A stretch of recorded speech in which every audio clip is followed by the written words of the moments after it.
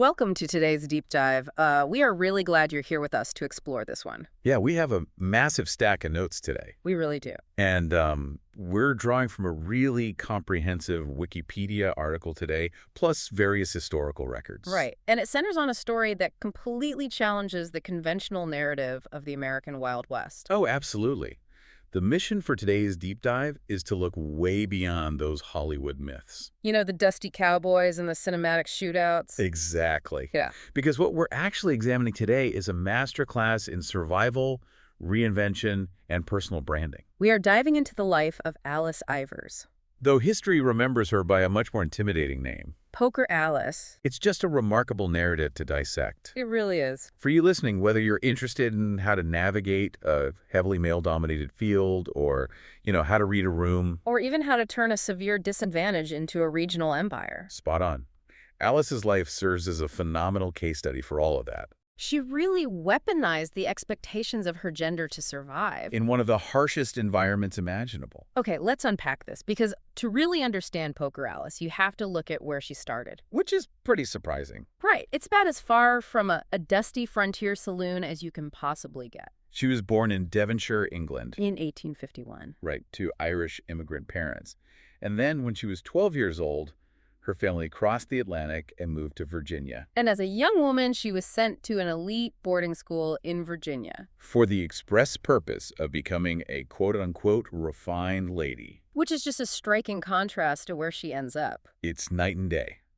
Because in her late teens, her family uproots again. And this time they moved to Leadville, Colorado. Yeah, and to put that into perspective for you, the silver boom towns of the late 1800s were total chaos. Leadville was a high-altitude mining camp that practically exploded overnight. It was absolutely not a place for refined boarding school etiquette. No, not at all. You had muddy streets, thousands of transient men, saloons operating around the clock. Rampant disease, too. Yeah, and just a general atmosphere of lawlessness.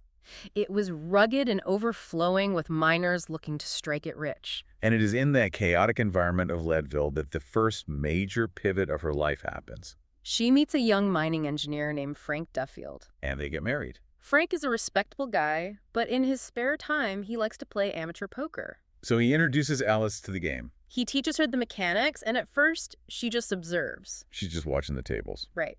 But then, tragedy strikes.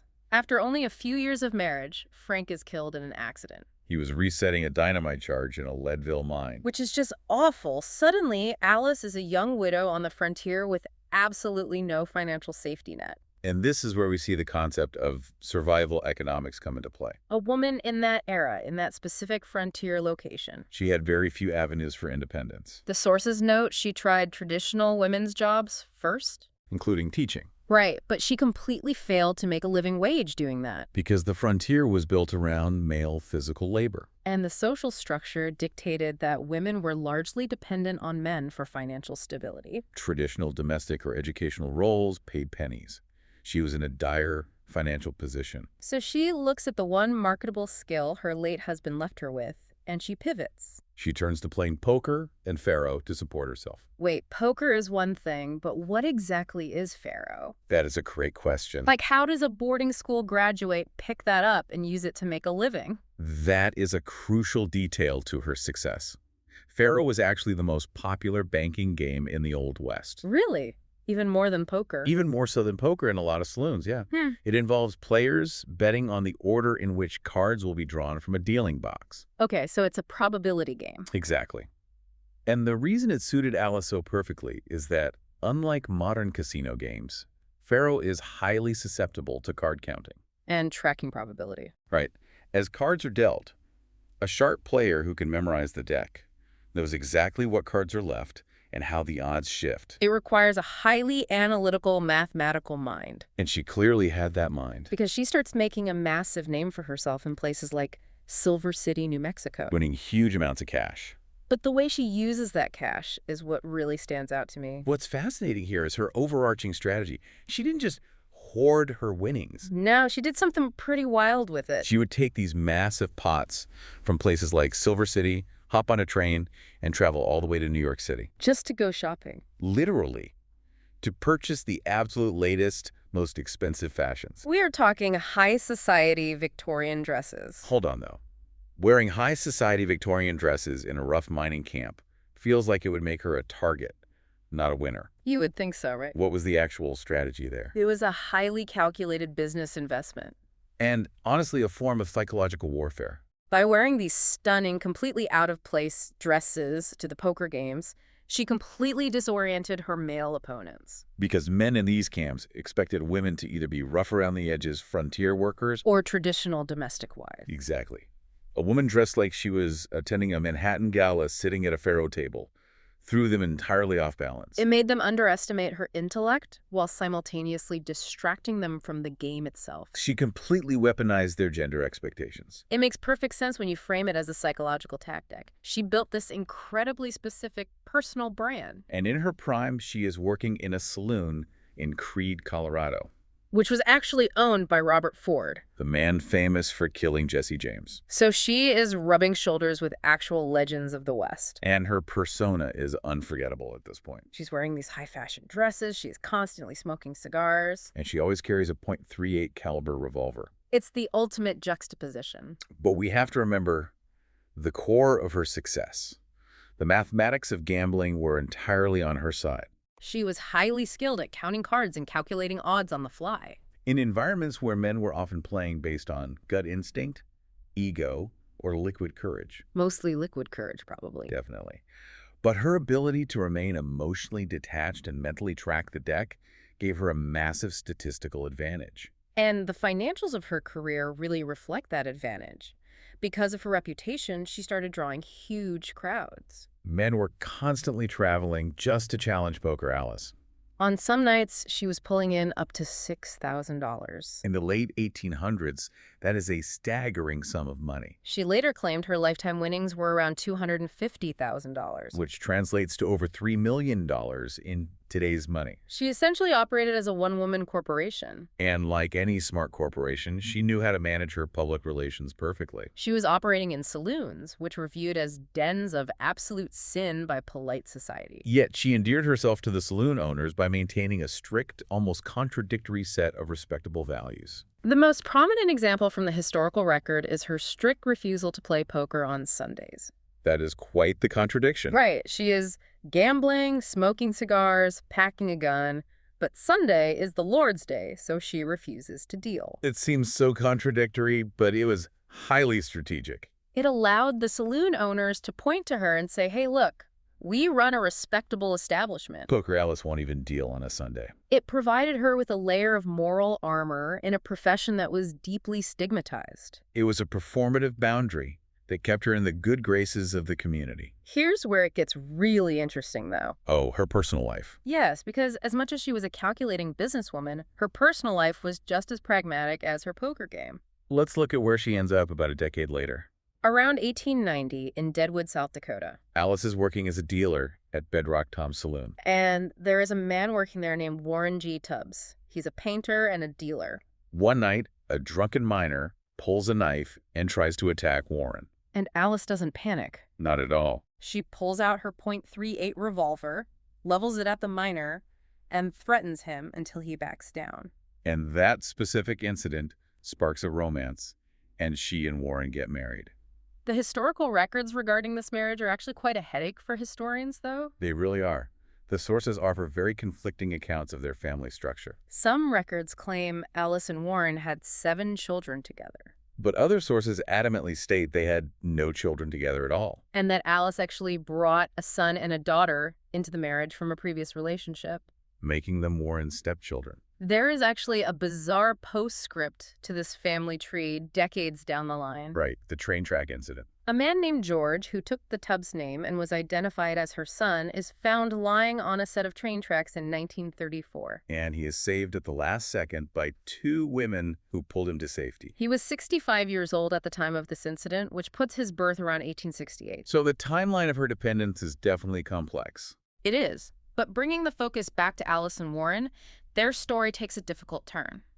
Warren was a painter by trade, and it's speculated that the chemicals and conditions of his work led him to contract tuberculosis. Alice spent years desperately trying to nurse him back to health. A few months before he dies, She moves him to a ranch on the Moreau River. which is about 100 miles from Sturgis, South Dakota. She was hoping the fresh air would help him recover. But he passes away on New Year's Eve, 1909. Now Alice wants to give the man she loves a proper funeral and burial.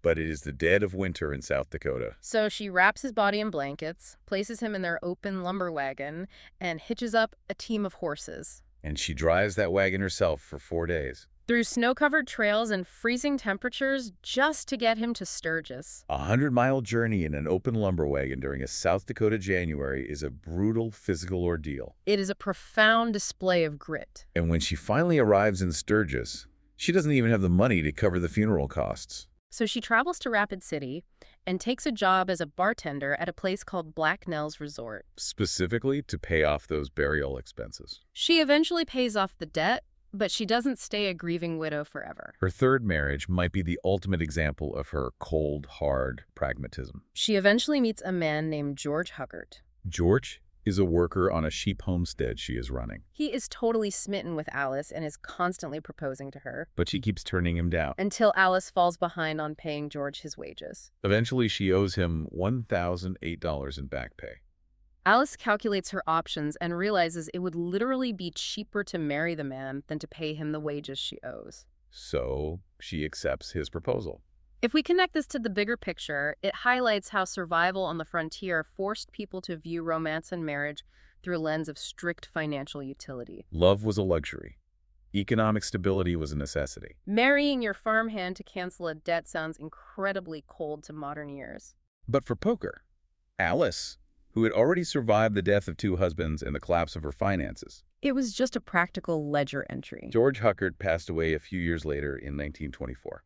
After paying off the funeral and running a sheep homestead, Alice realizes that dealing cards for other people or managing a small farm isn't enough to secure her long-term future. She needs to own the house. Which brings us to the final and most explosive chapter of her life. She purchases a building on the south side of Bear Butte Creek. Right between Sturgis and Fort Meade. This place became notoriously known as Poker Alice's Resort. And it wasn't just a place for cards anymore. She was running a brothel and selling bootleg liquor. Operating an illicit business right outside a military installation like Fort Meade changes the dynamic entirely. You have a constant influx of young soldiers looking for entertainment. Which guarantees revenue, but it also guarantees friction with military authorities and unruly patrons. And that tension peaked in July of 1913. The 1913 shootout. There had been brewing tension between Alice and the soldiers of Troop K who were stationed at the fort. On July 14th, around 10:30 at night, 5 soldiers decide they are going to go to Alice's resort and start what the records call a roughhouse. Alice refuses to let them in. So the soldiers escalate the situation.